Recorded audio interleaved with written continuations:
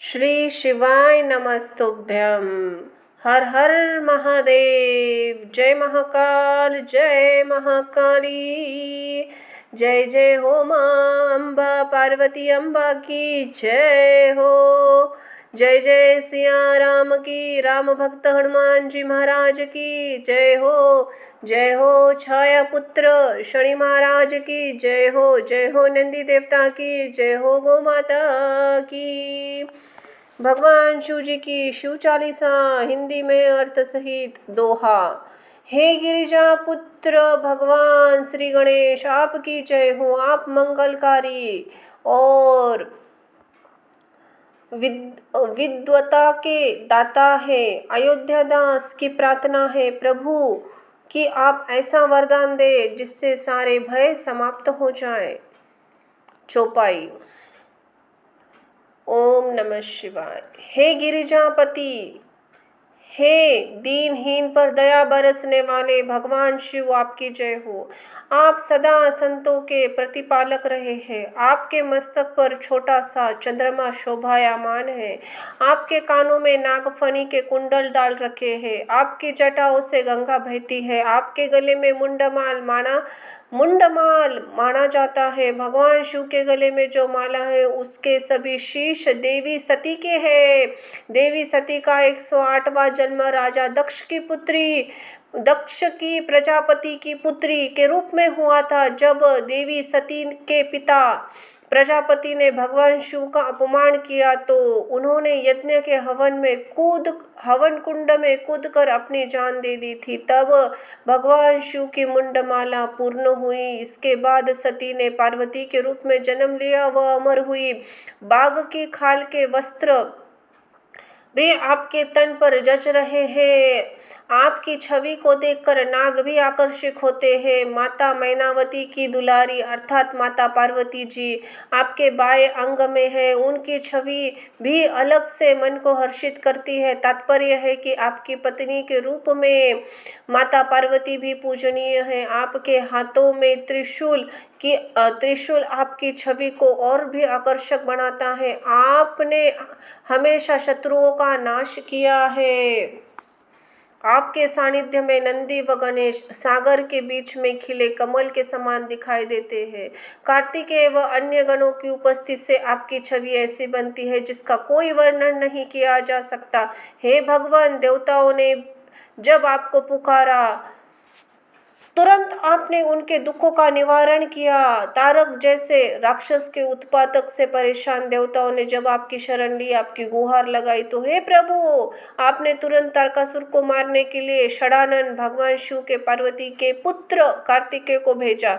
आपने ही जलंधर श्रीम देवी भागवत पुराण के अनुसार भगवान शिव के तेज से ही जलंधर को पैदा हुआ था नामक एक असुर का संहार किया। आपके कल्याणकारी यश को संपूर्ण संसार जानता है। हे शिव शंकर भोलेनाथ, आप ही त्रिपुरासुर तारकासुर 3 पुत्रों ने ब्रह्मा की भक्ति कर उनसे 3 अभेद्य पूर्व मांगे, जिस कारण उन्हें त्रिपुरासुर कहा गया। शर्त के अनुसार भगवान शिव ने अभिजीत नक्षत्र में असंभव रथ पर सवार होकर असंभव बाण चलाकर उनका संहार किया।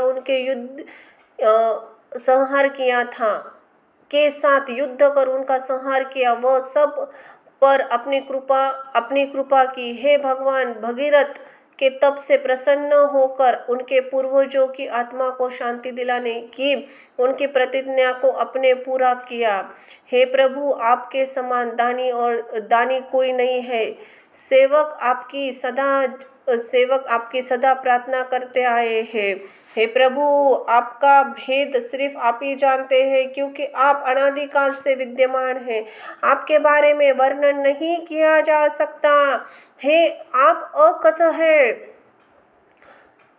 आपकी महिमा का गान करने में तो वेद भी समर्थ नहीं है। हे प्रभु, जब क्षीर सागर के मंथन में विष से भरा घड़ा निकला तो समस्त देवता व दैत्य भय से कांपने लगे। पौराणिक कथाओं के अनुसार सागर मंथन से मंथन से निकला यह विष इतना खतरनाक था कि उसकी एक बूंद भी ब्रह्मांड के लिए विनाशकारक थी।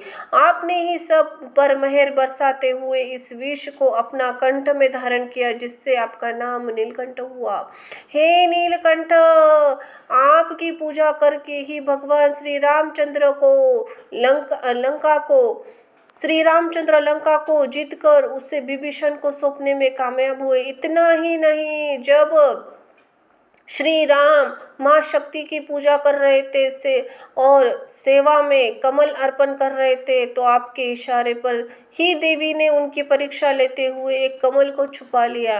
अपनी पूजा को पूरा करने के लिए राजीव नयन भगवान राम ने कमल की जगह अपनी आंख से पूजा संपन्न करने ठाली। तब आप प्रसन्न हुए, उन्हें इच्छित वर प्रदान किया।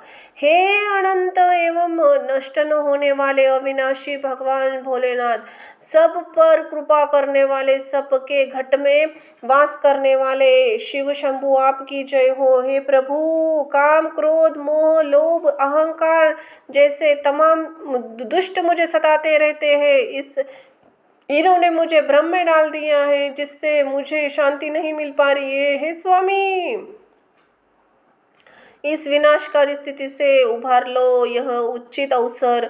यही उचित अवसर अर्थात मैं इस समय आपकी शरण में हूँ। मुझे अपनी भक्ति में लीन करे, मुझे मोह माया से मुक्ति दिलाओ, संसारिक कष्टों से उभारो, अपने त्रिशूल से इन तमाम दुष्टों का नाश कर दो। हे भोलेनाथ, आकर मुझे इन कष्टों से मुक्ति दिलाओ। हे प्रभु, वैसे तो जगत के नातों में माता पिता भाई बंधु नाते रिश्तेदार सब होते, लेकिन विपदा पड़ने पर कोई साथ नहीं देता। हे स्वामी, बस आपकी आस से आकर मेरे संकटों को हर लो।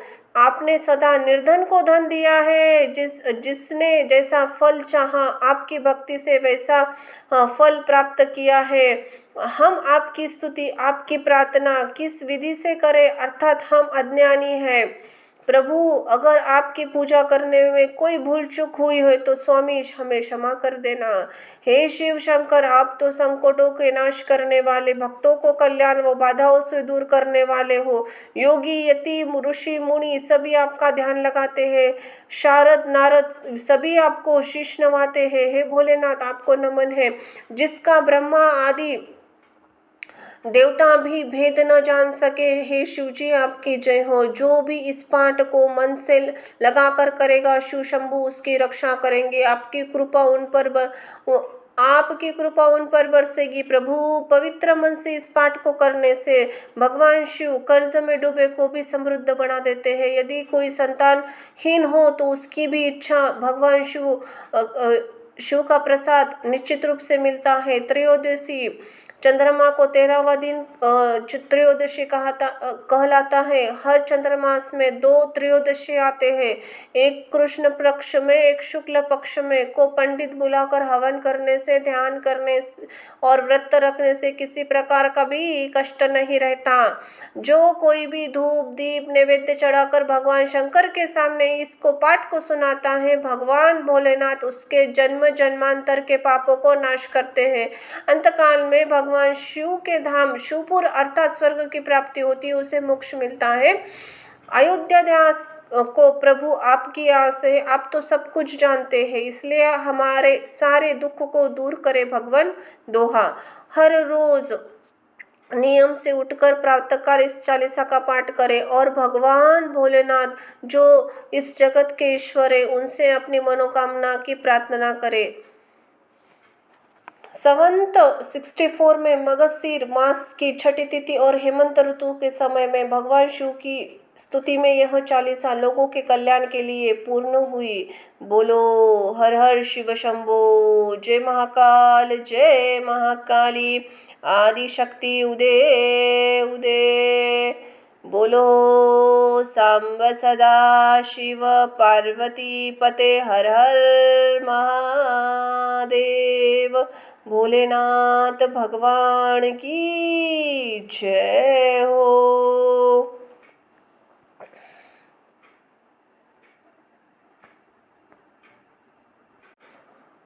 जय जय शिव शंभो की, हर हर महादेव।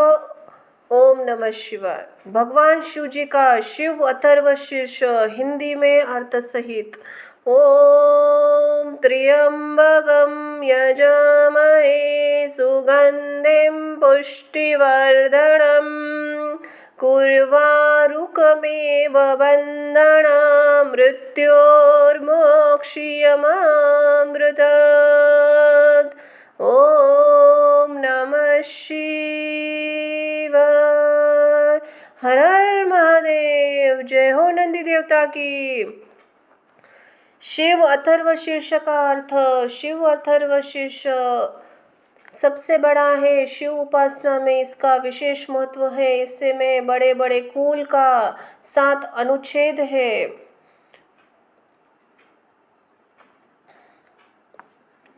ओम नमः शिवाय। शिव अथर्व शीर्ष हिंदी में अर्थ सहित। बोलो हर हर महादेव। जय हो पार्वती मैया की। एक समय देवगण घूमते घूमते स्वर्गलोक में आए और वहां जाकर रुद्र से पूछने लगे, आप कौन हैं? रुद्र ने कहा, मैं एक हूँ। मैं भूत भविष्य और वर्तमान काल में हूँ। ऐसा कोई नहीं है जो मुझसे रहित हो, जो अत्यंत गुप्त है, जो सभी दिशाओं में रहता है।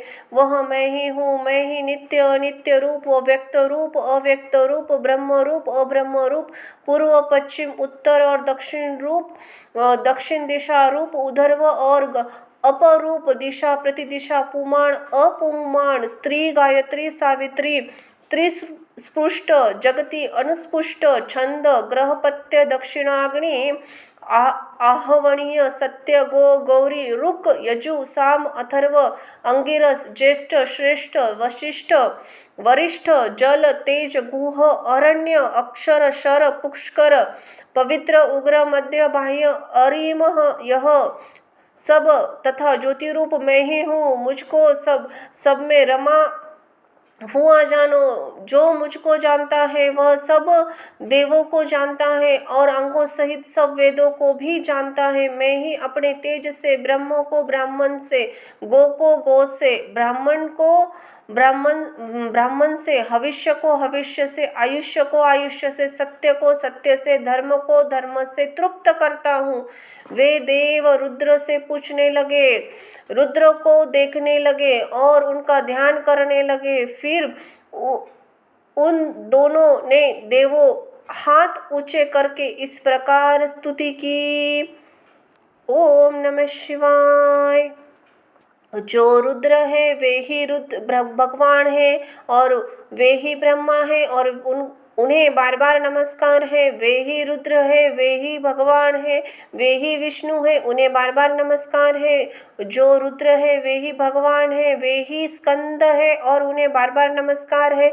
जो रुद्र है वे ही भगवान है और वे ही इंद्र है, उन्हें बार बार नमस्कार है। जो रुद्र है वे ही भगवान है और वे ही अग्नि है, उन्हें बार बार नमस्कार है। जो रुद्र है वे ही भगवान है और वे ही वायु है, उन्हें बार बार नमस्कार है। जो रुद्र है वे ही भगवान है, वे ही सूर्य है, उन्हें बार बार नमस्कार है। जो रुद्र है वे ही भगवान है और वे ही सोम है, उन्हें बार बार नमस्कार है। जो रुद्र है वे ही भगवान है और वे ही अष्टग्रह है, उन्हें बार बार नमस्कार है। जो रुद्र है वे ही भगवान है और वे ही अष्ट प्रतिग्रह है, उन्हें बार बार नमस्कार है। जो रुद्र है वे ही भगवान है और वे ही भू है, उन्हें बार बार नमस्कार है। जो रुद्र है वे ही भगवान है, वे ही भूव है, उन्हें बार बार नमस्कार है। जो रुद्र है वे ही भगवान है और वे ही स्व है, उन्हें बार बार नमस्कार है। जो रुद्र है वे ही भगवान है और वे ही मह है, उन्हें बार बार नमस्कार है। जो रुद्र है वे ही भगवान है और वे ही पृथ्वी है, उन्हें बार बार नमस्कार है। जो रुद्र है वे ही भगवान है, वे ही अंतरिक्ष है, उन्हें बार बार नमस्कार है। जो रुद्र है वे ही भगवान है और वे ही द्यो है, उन्हें बार बार नमस्कार है। जो रुद्र है वे ही भगवान है और वे ही आप जो है उन्हें बार बार नमस्कार है। जो रुद्र है वे ही भगवान है, वे ही तेज है, उन्हें बार बार नमस्कार है। जो रुद्र है वे ही भगवान है और वे ही काल है, उन्हें बार बार नमस्कार है। जो रुद्र है वे ही भगवान है, वे ही यम है, उन्हें बार बार नमस्कार है। जो रुद्र है वे ही भगवान है और वे ही मृत्यु है, उन्हें बार बार नमस्कार है। जो रुद्र है वे ही भगवान है, वे ही अमृत है, उन्हें बार बार नमस्कार है। जो रुद्र है वे ही भगवान है और वे ही आकाश है, उन्हें बार बार नमस्कार है। जो रुद्र है वे ही भगवान है और वे ही विश्व है, उन्हें बार बार नमस्कार है। जो रुद्र है वे ही भगवान है, वे ही स्थूल है, उन्हें बार बार नमस्कार है। जो रुद्र है वे ही भगवान है, वे ही सूक्ष्म है, उन्हें बार बार नमस्कार है। वे जो रुद्र है वे ही भगवान है, वे ही शुक्ल है, उन्हें बार बार नमस्कार है। जो रुद्र है वे ही भगवान है और वे ही कृष्ण है, उन्हें बार बार नमस्कार है। जो रुद्र है वे ही भगवान है और वे ही समग्र है, उन्हें बार बार नमस्कार है। जो रुद्र है वे ही भगवान है और वे ही सत्य है, उन्हें बार बार नमस्कार है। जो रुद्र है वे ही भगवान है और वे ही सर्व है, उन्हें बार बार नमस्कार है। पृथ्वी आपका आदि रूप, भूवर लोक आपका मध्य रूप और स्वर्गलोक आपका सिर रूप है। आप विश्व रूप केवल ब्रह्म रूप हो, 2 प्रकार से या 3 प्रकार से भासते हो। आप वृद्धि रूप, शांति रूप, पुष्ट रूप, हूत रूप, अहूत रूप, दत्त रूप, अदत्त रूप, सर्वरूप, असर्वरूप, विश्व अविश्व, कृत अकृत, पर अपर और परायण रूप हो। आपने हमको अमृत पिलाकर अमृत रूप किया है। हम ज्योति भाव को प्राप्त हुए और हमको ज्ञान प्राप्त हुआ। अब शत्रु हमारा क्या कर सकेंगे, हमको वे पीड़ा नहीं दे सकेंगे। आप मनुष्य के लिए अमृत रूप हो। चंद्र सूर्य से प्रथम और सूक्ष्म पुरुष हो। जो यह अक्षर और अमृत का रूप प्रजापति का सूक्ष्म रूप है, वही जगत का कल्याण करने वाला पुरुष है। वही अपने तेज द्वारा ग्राह्य वस्तु को अग्राह्य वस्तु से, भाव को भाव से, सौम्य को सौम्य से, सूक्ष्म को सूक्ष्म से, वायु को वायु से ग्रास करता है। ऐसे महाग्रास करने वाले आपको नमस्कार है। सबके हृदय में देवताओं का प्राण का तथा अपने उनके प्राणों का तथा उनके वास है, जो नित्य 3 मात्रा है। आप उनके परे हो। उत्तर में उसका मस्तक है, दक्षिण में पाद है। जो उत्तर में है वही आकार रूप है, जो ओमकार रूप है। वही प्रणव रूप है, जो प्रणव है। वही सर्वव्यापी रूप है, जो सर्वव्यापी है। वही अनंत रूप है, जो अनंत रूप है। वही तार रूप है, जो तार रूप है। वही शुक्ल रूप है और जो शुक्ल रूप है वही सूक्ष्म रूप है। जो सूक्ष्म रूप है वही विद्युत रूप है। जो विद्युत रूप है वही परम ब्रह्म रूप है। जो परम ब्रह्म रूप है वही एक रूप है। जो एक रूप है वही रुद्र रूप है। जो रुद्र रूप है वही ईशान रूप है। जो ईशान रूप है वही भगवान महेश्वर है। ओमकार इसका कारण है कि ओमकार का उच्चारण करने के समय प्राण ऊपर खींचने, ओमकार का उच्चारण करने से समय प्राण ऊपर खींचने पड़ते, इसलिए आप ओमकार कहे जाते हैं। प्रणव कहने का कारण यह है कि इस प्रणव का उच्चारण करते समय ऋग, यजु, साम, अथर्व, अंगिरस और ब्राह्मण को नमस्कार करने आते हैं, इसलिए प्रणव नाम है। सर्वव्यापी कहने का कारण यही है कि इसके उच्चारण करते समय जैसे तिलों में तेल व्यापक होकर रहता है, वैसे ही आप सब लोकों में व्यापक हो रहते हो, अर्थात शांत रूप आप सब में ओत प्रेत है, इसलिए आप सर्वव्यापी कहते हैं। अनंत कहने का कारण यही है कि उच्चारण करते समय ऊपर नीचे और अगल बगल कहीं भी आपका अंत दिखने में नहीं आता, इसलिए आप अनंत कहलाते हो। तारक कहने का कारण यही है कि उच्चारण करते समय पर गर्भ, जन्म, व्याधि, जरा और मरने वाले इन संसार के महाभय को तारने और रक्षा करने वाले हैं, इसलिए इनको तारक कहते हैं। शुक्ल कहने का कारण यही है कि रुद्र शब्द के उच्चारण करने मात्र से व्याकुलता तथा शांति होती है। सूक्ष्म कहने का कारण यही है कि उच्चारण करने में सूक्ष्म रूप वाले होकर स्थिरवादी सब शरीरों में प्रतिष्ठित रहते हैं तथा शरीर के सभी अंगों में व्याप्त रहते हैं। विद्युत कहने का कारण यही है कि उच्चारण करते ही महान अज्ञान अंधकार रूप शरीर को प्रकाशित करते हैं, इसीलिए विद्युत रूप कहा जाता है। परम ब्रह्म कहने का कारण यह है कि पर अपर और पारायण अधिकाधिक विस्तार करते रहते हो, इसीलिए आपको परम ब्रह्म कहते हैं। एक कहने का कारण यह है कि सब प्राणों का भक्षण करने में अजरूप होकर उत्पत्ति और संहार करते हैं। कोई पुण्य तीर्थ में जाते हैं, कोई दक्षिण पश्चिम उत्तर और पूर्व दिशा में तीर्थाटन करते हैं। उन सबकी यही संगति है, सब प्राणियों के साथ एक रूप में रहते हो, इसलिए आपको एक कहते हैं। आपको रुद्र क्यों कहते हैं? क्योंकि ऋषियों को आपका दिव्य रूप प्राप्त हो सकता है, सामान्य भक्तों को आपका वह रूप सहज प्राप्त नहीं हो सकता, इसलिए आपको रुद्र कहते हैं। ईशान कहने का कारण यही है कि सब देवताओं का ईशानी और जननी नाम की शक्तियों से आप नियमन करते हो। हे शूर, जैसे दूध के लिए गाय को रिझाते हैं, वैसे ही आपकी हम स्तुति करते हैं। आप इंद्र रूप होकर इस जगत के ईश और दिव्य दृष्टि वाले हो, इसलिए आपका ईशान कहते हैं। आपको भगवान महेश्वर कहते हैं। इसका कारण यह है कि आप भक्तों को ज्ञान से युक्त करते हो, आपके ऊपर अनुग्रह करते हो तथा उनके लिए वाणी का प्रादुर्भाव और तिरोभाव करते हो तथा सब भावों को त्याग कर आप आत्मज्ञान से तथा योग के ऐश्वर्य से अपनी महिमा में विराजते हो, इसलिए आपको भगवान महेश्वर कहते हैं। ऐसा यह रुद्र चरित्र है। यह देव सब दिशाओं में रहता है। प्रथम जन्म उसी का है, मध्य जन्म तथा अंत में वही है, वही उत्पन्न और है और होगा। प्रत्येक व्यक्ति भाव में वही व्याप्त हो रहा है। एक रुद्र ही किसी अन्य की अपेक्षा न रखते हुए अपनी महाशक्तियों से इस लोक को नियम में रखता है।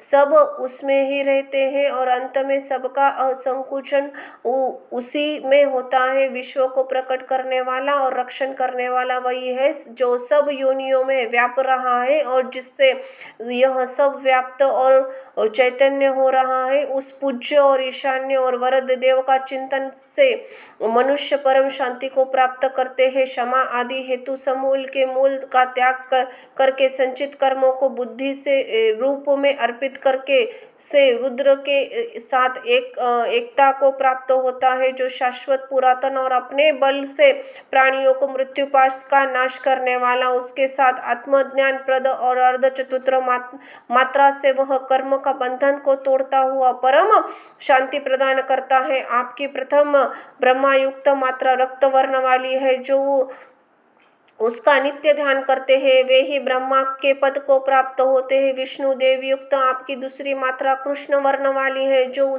उसका नित्य ध्यान करते हैं वे विष्णु पद को प्राप्त होते हैं। आपकी ईशान युक्त जो तीसरी मात्रा है वह पीले वर्ण वाली है। जो उसका नित्य ध्यान करते हैं वे ईशान यानी रुद्रलोक को प्राप्त होते हैं। अर्ध चतुर्थ मात्रा जो अव्यक्त रूप में रहकर आकाश में विराजती है, उसका वर्ण शुद्ध स्फटिक के समान है। जो उसका ध्यान करते हैं उनको मोक्ष की प्राप्ति होती है। मुनि कहते हैं इस चौथी मात्रा की उपासना करनी चाहिए। जो इसकी उपासना करता है उसको कर्म बंधन नहीं रहता। यही वह मार्ग है जिस उत्तर मार्ग से देव जाते हैं, जिससे पितृ जाते हैं और उत्तर मार्ग से ऋषि जाते हैं।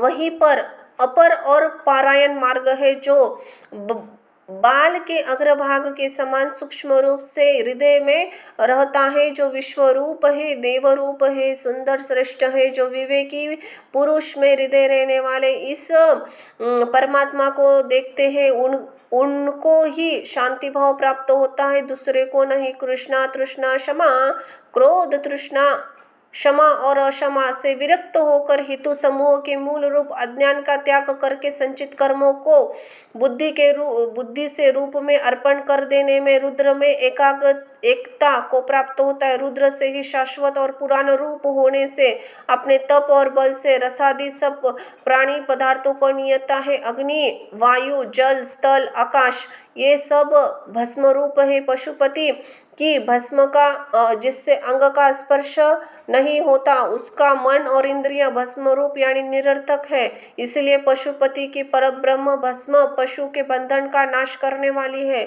जो रुद्र अग्नि में है, जो रुद्र जल के भीतर है, उसी रुद्र में औषधियों वनस्पतियों में प्रवेश किया है। जिस रुद्र ने इस समस्त विश्व को उत्पन्न किया है, इस अग्नि रूप रुद्र को नमस्कार है। जो रुद्र अग्नि में जल के भीतर औषधि वनस्पति में स्थित रहता है, और जिस रुद्र ने इस समस्त विश्व को भुवनों को उत्पन्न किया है, उस रुद्र को बार बार नमस्कार है। जो रुद्र जल में औषधियों वनस्पतियों में स्थित है, जिस रुद्र ने ऊर्ध्व जगत को धारण कर रखा है, जो रुद्र शिव शक्ति रूप से और तीनों गुणों से पृथ्वी को धारण करता है, जिससे अंतरिक्ष में नागों को धारण किया है, उस रुद्र को बार बार नमस्कार है। इस भगवान रुद्र के प्रणव रूप मस्तक की उपासना करने से अथर्वा ऋषि को उच्च स्थिति प्राप्त होती है।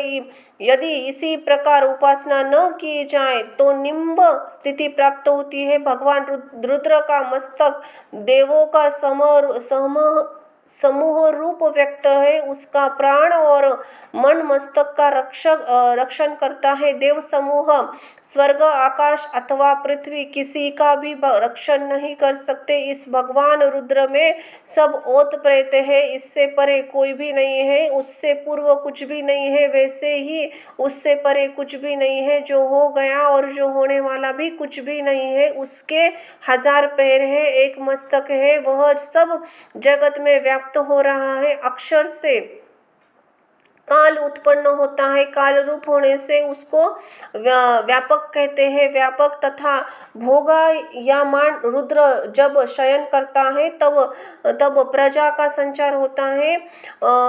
जब वह श्वास सहित होता है तब तम होता है, तम से जल आप होता है। जल में अपनी अंगुली से मंथन करता है, वह जल शरीर ऋतु के द्रव ओस रूप होता है। उसका मंथन करने से उसमें फन होता है, फन से अंडा होता है, अंडे से ब्रह्मा होता है, ब्रह्मा से वायु होता है, वायु से ओमकार होता है, ओमकार से सावित्री होती है, सावित्री से गायत्री होती है, गायत्री से सब लोग होते हैं। फिर लोग तप तथा सत्य की उपासना करते हैं, जिससे शाश्वत अमृत बहता रहता है। यही परम तप है। यही तप जल, ज्योति, रस, अमृत, ब्रह्म, भूवलोक और स्वर्गलोक और प्रणव है।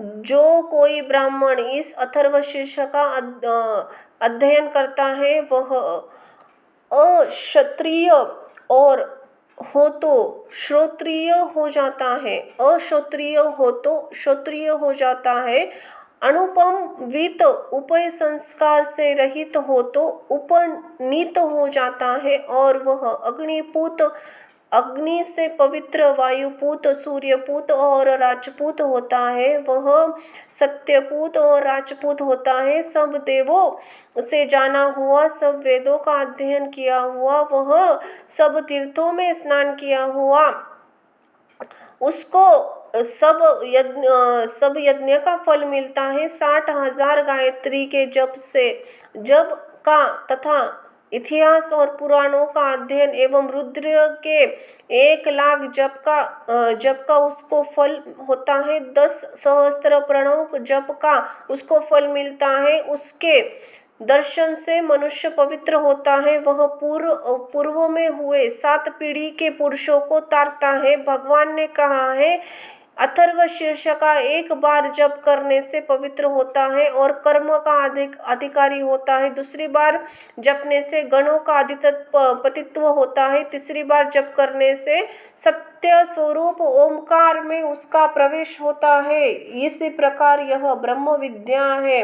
बोलो सांब सदा शिव पार्वती पते, हर हर महादेवाय नमो नमः। ओम नमः शिवाय, नमो नमः। भगवान शिवजी की आरती लवलाती विकडाळा ब्रह्मांडी माणा विषय कंठ काळा त्रिनेत्री ज्वाळा लावण्य सुंदर मस्तकी बाळा तेतून आहे जळ वाहे जुजुळा जय देव जय देव जय जय शिवशंकरा ओ स्वामी शंकरा आरती ओ वाळू भावारती ओ वाळू तुझपुर गोपुरा जय देव गोपुर भोळा भोळा नैनी विशाळा अर्धांगी पावती सुमनांच्या माळा विभूतीचे उत्कंठ शीतकंठ निळा ऐसा शंकर शोभे उमा वेवाळा जय देव जय श्री शंकरा ओ स्वामी शंकरा आरती ओ वाळू भावारती ओ वाळू तुझपुर गोपुरा जय देव देवी दैत्य सागर मंथनमय गेले त्या माझी अवचित हला हला उठवले ते सूरपणे प्राशन केले नीलकंठ नाम प्रसिद्ध झाले जय देव जय श्री शंकरा ओ स्वामी शंकरा आरती ओ वाळू भावारती ओ वाळू तुझपुर गोपुरा जय देव व्याघ्राधर फंदर सुंदर मजनारी पंचानन मनमोहन मनिजन सुखकारी शतकोटीचे वीच वाचे उच्चारी रघुटिळक रामदासांतरी देव जय श्री शंकरा ओ स्वामी शंकरा आरती ओ वाळू भावारती ओ वाळू तुझपुर गोपुरा जय देव कपूर गौरम करुणावतारम संसार सारम भुजगेंदहारम सदा वसंतम हृदयारविंदे भवम भवानी सत्यम नमः मंदारमाला कपालकाय कपालमाला अभिषेकराय दिगंबराय च दिगंबराय नमः शिवाय च नमः शिवाय सांब सदाशिव पार्वतीपते हर हर महादेवाय नमो नमः ओम नमः शिवाय नमो नमः शिव शिव शंभो धन्यवाद।